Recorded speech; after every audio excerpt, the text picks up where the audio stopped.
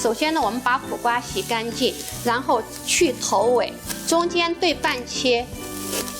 老师，你指的白玉苦瓜就是你要选这种比较白的，对不对？白色的选绿色的哈。是白色的白玉苦瓜，它苦涩度比较没有那么明显。对，因为这是一道凉拌菜，也不用放油的。那切开以后，要用汤匙把它的籽和瓤刮掉。而且老师用的话梅，虽然也很多人用这个手法，但是我很惊讶，江浙菜里面有用到话梅哦，老师。有。像梅子白玉苦瓜或者是梅子花生都会有用到话梅，白色的话梅。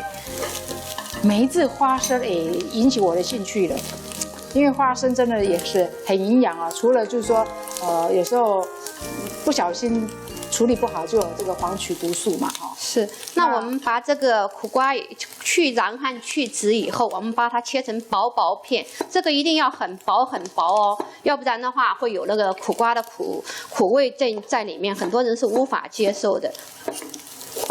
尽量切得越薄越好。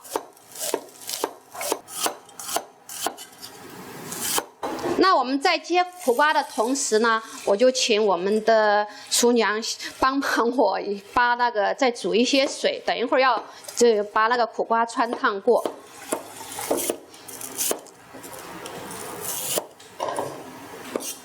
这一道料理有别于一般的苦瓜料理，它是没有油的，然后只有一些最简单的一些调料。是很讨喜的一道料理。那很多人吃过我们做的这个苦瓜以后，然后跟我们讲说苦瓜不苦，其实快改名字了，是叫甜瓜了吗？对啊，我真的很惊讶，原来是切的这么薄，所以难怪老师刚刚强调，我虽然在那边煮那个黄豆哦，但是我有很仔细的在听老师说要切什么薄片，是要切的像对。像蚕丝蚕翼一样啊，像一般的话最好透光性的，没有所谓的就是一定要切到什么样的程度，你就是慢慢切就好了，用片刀。有透光性，对，就是有耐心的，是慢慢的切。而且在选苦瓜的时候呢，就是选这种白色的部分哈，而不是绿色的部分。还有呢，要挑怎样的苦瓜最好吃，其实就是那个白色的部分，而且它那个凸起的粒子比较大的，对不对？是，就是比较熟的哦。然后它表面上也比较有光泽度。嗯。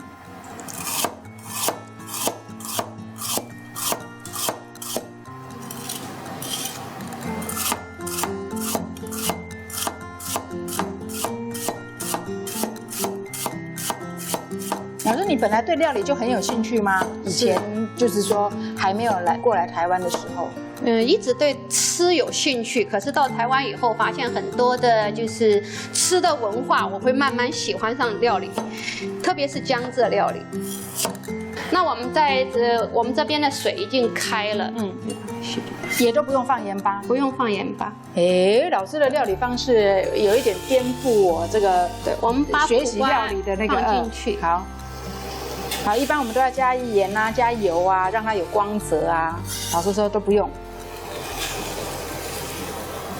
其实苦瓜本身的话，生着就可以吃。那我们在这个烫的过程中，最主要是也是让它去一些就是酸涩跟那个苦的那个苦味。那你烫1分钟也可以。那因为话梅它需要就是跟温度跟这个水温放进去话梅，在这个时候我们可以适当的时间，大约1分钟左右的时候，我们放进话梅8到10颗。如果一个苦瓜的话。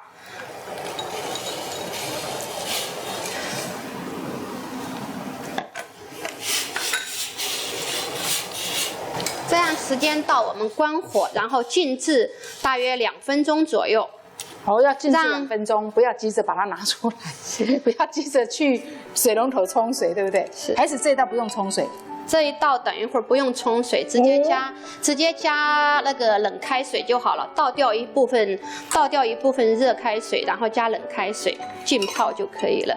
所以不是所有的凉拌菜的做法都差不多。有的是要冲水啊，像老师曾经做过的这个龙须菜啊，就要冲水木耳也要冲水。可是今天的这个白玉苦瓜居然是不冲水哦。它只是要把一些热的呢，把它倒掉一部分，再把那个冷开水呢倒进去。这2、3分钟过后呢，我们就把水倒进这个水槽。这时候要加，是，我们再加一点冷开水。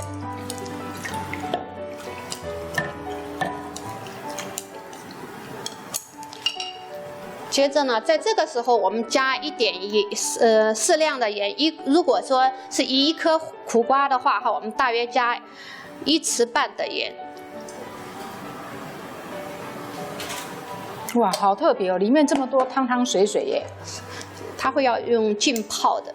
哦，用另外一种方式，用浸泡的。然后这种是茶匙的话，加4茶匙。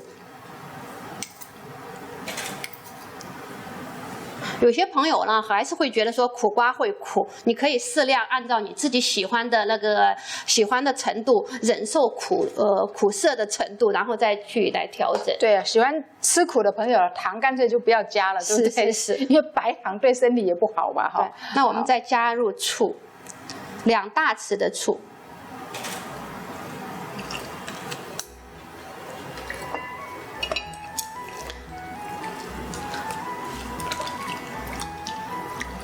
所以这时候其实是有一点是有温度的，有一点温度的水。那我们把它放在一个容器里面。这个可以吗？